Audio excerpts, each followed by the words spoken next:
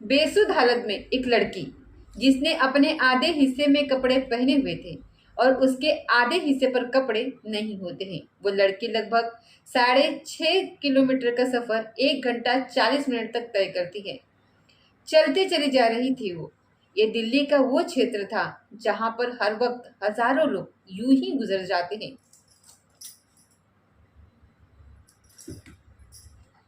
बेसुध हालत में एक लड़की जिसने अपने आधे हिस्से में कपड़े पहने हुए थे और उसके आधे हिस्से पर कपड़े नहीं होते हैं। वो लड़की लगभग 6.5 किलोमीटर का सफर 1 घंटा 40 मिनट में तय करती है। वो चलती चली जा रही थी। ये दिल्ली का वो क्षेत्र था जहां पर हर वक्त हजारों लोग यूं ही गुजर जाया करते हैं। पुलिस भी तैनात रहती है, तमाम कैमरे देखते रहते हैं, लेकिन इतनी देर के इस सफर के अंदर उस लड़की को ना किसी कैमरे ने देखा, ना किसी पुलिस वाले ने देखा और ना ही किसी राहगीर ने देखा। लेकिन एक राहगीर, एक भला आदमी उस लड़की को देख लेता है। तब देख लेता है जब वो सड़क के किनारे पड़ी हुई होती है। उस लड़की को हॉस्पिटल पहुंचाया जाता है। तब पता चलता है कि इसके साथ सामूहिक बलात्कार किया गया है। अब इस बात की गूंज पुलिस तक पहुंच जाती है, लेकिन पुलिस इस मामले को बिल्कुल दबा देती है, शांत कर देती है। इसमें एक महिला ऑफिसर होती है, महिला ऑफिसर एसडीपी ऐश्वर्या सिंह। जैसे ही उनकी नज़र इस केस पर पड़ती है, वो कसम खा लेती हैं कि जब तक उन अपराधियों को सलाखों के पीछे नहीं पहुंचा देती, तब तक वो चैन से नहीं बैठेंगी। एक टीम गठित करती है और टीम से कहती है यदि किसी को आराम करना है या किसी को खाना है तो वो जा सकता है। टीम में वही रहेगा जिसे आराम की बिल्कुल भी ज़रूरत नहीं है, खाने की भी ज़रूरत नहीं है। घटनाक्रम का खुलासा हो जाता है, ना कि पूरे दिल्ली में बल्कि जहां जहां तक इस घटनाक्रम की गूंज फैलती है वहां वहां तक लोग सोचने पर मजबूर हो जाते हैं। ये घटना निर्भया कांड की याद दिलाती है, वो निर्भया कांड जिसने पूरे देश को हिला दिया था। नमस्कार, स्वागत है आपका हमारे चैनल पर। आज की जो सच्ची घटना मैं आपको सुनाने जा रही हूँ, ये सच्ची घटना है राष्ट्रीय राजधानी दिल्ली के काले खां का। वहाँ का एक इलाका होता है, फुटपाथ का वो किनारा होता है। 11 अक्टूबर 2024 के रात लगभग 3:15 का आसपास का वो वाकया होता है। नौसेना का एक अधिकारी रास्ते से जा रहा था, तभी उसकी नज़र एक फुटपाथ पर पड़ी लड़की पर पड़ जाती है। उस लड़की के तन पर आधे कपड़े थे और आधे से ज़्यादा हिस्से में कपड़े थे ही नहीं। उन्होंने जब जब बहुत करीब जाकर के लड़की को देखा तो उसके प्राइवेट पार्ट से लगातार ब्लड बह रहा था। वो सोच लेते हैं कि कुछ न कुछ गड़बड़ जरूर हुई है। तुरंत ही पुलिस कंट्रोल रूम को फ़ोन करते हैं। कंट्रोल रूम को फ़ोन करने के बाद पुलिस मौके पर आती है और जैसे ही पुलिस मौके पर आती है उस लड़की को लेकर के सीधा हॉस्पिटल में पहुंच जाते हैं। वहां जब उस लड़की को भर्ती कराया जाता है, डॉक्टर लोग जब उसका उपचार करते हैं, उससे बातचीत करने की कोशिश करते हैं, तो लड़की बेसुध थी, वो बोलने की स्थिति में थे ही नहीं। ऐसा लग रहा था कि जैसे उसके दिमाग पर कोई भारी असर पहुंचा हो। जाहिर सी बात है, जब डॉक्टरों ने बोला कि कोई भी समझ जाएगा कि हाँ, भारी असर क्यों रहा होगा। दरअसल उसके साथ बार बार बलात्कार किया गया था, सामूहिक बलात्कार किया गया था। कौन था वो, किसने किया था? अब ये सवाल कैसे तलाश करें, कैसे ढूंढें? बस यही पुलिस के लिए एक बहुत बड़ी चुनौती बन जाती है। पुलिस आखिरकार करे तो क्या करे?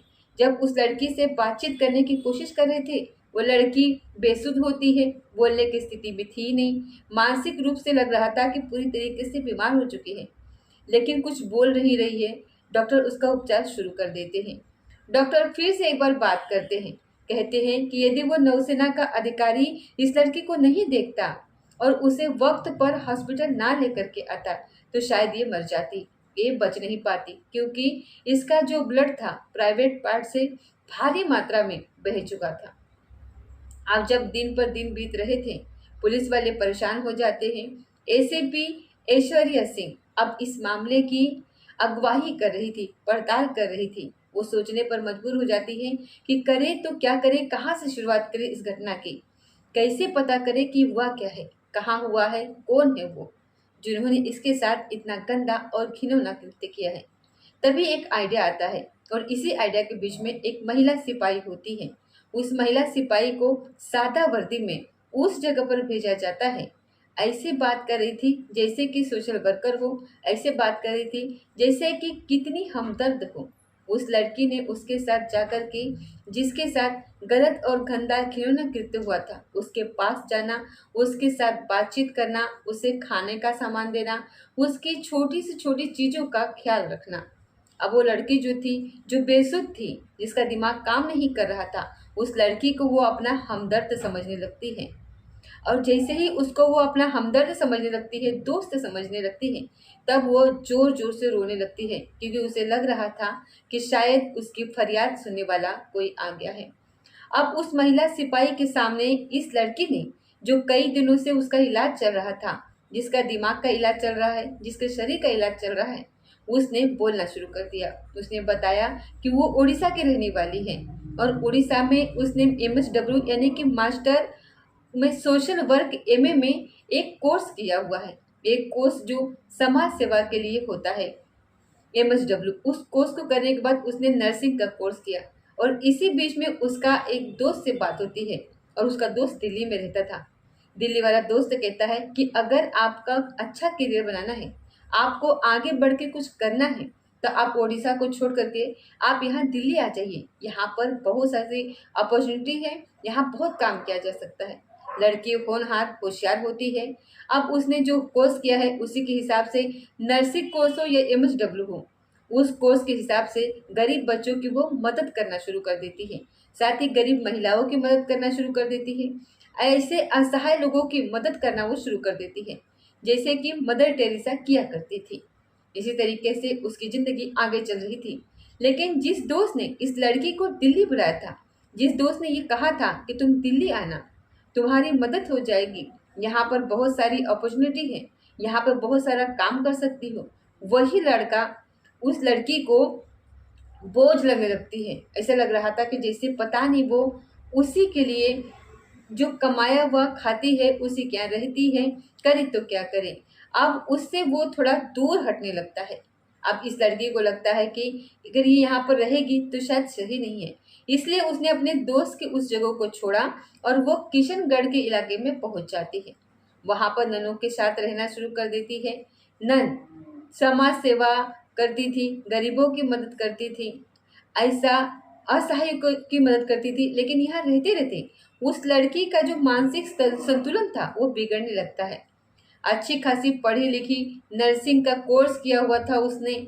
उड़ीसा से वो दिल्ली अपना करियर बनाने के लिए आई थी और अचानक ही उसका मानसिक तबीयत कुछ ज़्यादा खराब होने लगती है। वो अचानक यहाँ से निकल जाती है, चली जाती है। जुलाई 2024 में किशनगढ़ का वो इलाका वो छोड़ देती है और नन इस बात की शिकायत करती है जाकर के थाने में कि हमारे यहाँ पर एक लड़की रहती है, वो अचानक से चली गई है। अब लड़की ने नया ठिकाना ढूंढना शुरू कर दिया, जैसे कि बस स्टॉप, जैसे कि ओवरब्रिज, जैसे कि रेलवे स्टेशन, या फिर ओवरब्रिज के किनारे जो फुटपाथ होते हैं वहाँ पर। इस तरीके से वो रहती चली जाती है। लेकिन वो नहीं जानती थी कि दिल्ली सेफ नहीं है, दिल्ली में कुछ भी हो सकता है। और 10-11 अक्टूबर 2024 की वो रात होती है। रात के लगभग 9 बजे के आसपास का वो वाकया होता है, जब ये लड़की RTO राजघाट के पास होती है। तभी रात के लगभग 9 बजे के आसपास का वक्त रहा होगा, दो व्यक्ति आते हैं। एक का नाम प्रमोद उर्फ बाबू होता है, जो कि दिल्ली के नरली स्थायी रूप से रहता था, लेकिन स्थायी रूप से अमरतल अंबेडकर नगर उत्तर प्रदेश का रहने वाला होता है। शमशुल उर्फ राजू, जो कि गांधीनगर दिल्ली में स्थायी रूप से रह रहा था, और वैसे मूलतः रहने वाला बकरी सना बेगूसराय बिहार का रहने वाला होता है। इन दोनों की नज़र पड़ जाती है। शमशुल जो होता है वो दोनों पैरों से विक्रांत होता है, यानी कि ठीक से वो चल भी नहीं पा रहा था, हाथ की भी हालत ऐसी ही होती है। दूसरा जो प्रमोद होता है वो भी कुछ खास नहीं था। इस लड़की को वो अपने साथ लेकर के जाते हैं, सुनसान झाड़ियों के पास लेकर के जाते हैं, जहाँ मेट्रो स्टेशन होता है उसी के पास कुछ झाड़ियाँ होती हैं। उन झाड़ियों के पास लेकर के जाते हैं और दोनों उसके साथ मिल करके सामूहिक बलात्कार करते हैं। लड़की विरोध करने की स्थिति में इसलिए नहीं थी क्योंकि उसका मानसिक जो स्थिति थी वो सही नहीं होती है। वो बहुत परेशान थी, समझ नहीं पा रही थी कि आखिरकार क्या करे। दोनों मिल करके उसके साथ गंदा और घिनौना कृत्य करते हैं। मन भर जाता है। उसके बाद इन दोनों पर लड़की पर नजर पड़ जाती है एक ऑटो वाले की। ऑटो वाला DN1RAA 9327 ये उसका नंबर होता है। प्रभु मोहितो का यह ऑटो होता है जो कि पोटला मुबारकपुर दिल्ली का रहने वाला होता है स्थायी रूप से, लेकिन स्थायी रूप से मोतिहारी गया घाट बिहार का रहने वाला होता है। उसने जब इन तीनों को देखा, तीनों को देखने के बाद उस लड़की को वो अपने ऑटो में बैठा लेता है। साथ जो उसके दो दरिंदे होते हैं, एक का नाम प्रमोद और दूसरे का नाम संजुल, उसको भी वो ऑटो में बैठा लेता है। ऑटो में बैठाने के बाद इनको यहाँ से रिंग रोड फिरोजशाह कोटला की तरफ लेकर के जाता है। वहाँ पर एक किला होता है, किला के पीछे जो सर्विस मार्ग होता है उसके पास ले जा करके फिर से बलात्कार करते हैं और तीनों मिलकर के उसके साथ तब तक एक गंदा और घिनौना कृत्य करते हैं जब तक कि उनका मन नहीं भर जाता। इसके बाद वो अचानक अपने जगह पर निकल जाते हैं। लड़की वहां रह जाती है अकेले।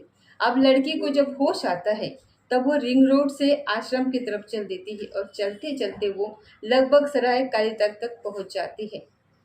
6.1 किलोमीटर तक अगर पैदल कोई इस रास्ते को सफर तय करे, धीरे धीरे चलता है तो कम से कम 2 घंटे में पहुंचेगा।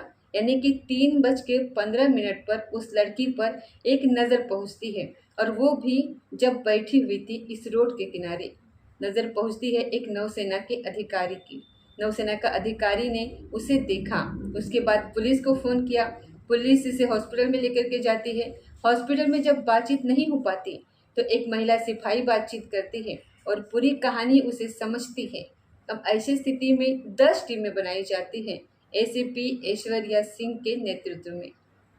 10 टीमें बनती है और ये कहा जाता है कि जिस किसी को भूख लगती है, जिस किसी को काम नहीं करना, वो टीम का हिस्सा न बने। बस यहाँ पर इस लड़की को इंसाफ दिलाना है और वही इस टीम का हिस्सा बने। टीम ने काम करना शुरू कर दिया और काम करने के बाद लगभग 700 कैमरे देखे जाते हैं। 150 ये ऑटो वालों को पकड़ा जाता है क्योंकि ऑटो की लीड तो मिल चुकी थी, साथ ही लीड मिली थी एक विकलांग लड़के की जो विकलांग होता है। अब पुलिस अपना काम कर रही थी। 21 दिन लगी पुलिस को, लेकिन 21 दिन में पुलिस आखिरकार उन दरिंदों तक पहुंच जाती है। उन्हें गिरफ्तार किया जाता है और गिरफ्तार करने के बाद उनको जेल भेज दिया जाता है। जब इस घटनाक्रम का खुलासा होता है तो लोगों को यकीन नहीं हो रहा था कि जैसे निर्भया के साथ दरिंदगी हुई थी, ये दरिंदगी जो हुई है उड़ीसा की इस लड़की के साथ, वो कम नहीं है उससे। उड़ीसा तक ये बात जब पहुंचती है, उड़ीसा के मुख्यमंत्री दिल्ली की सरकार से, दिल्ली के पुलिस से बातचीत करते हैं और इस मामले में उचित कदम उठाने की मांग करते हैं।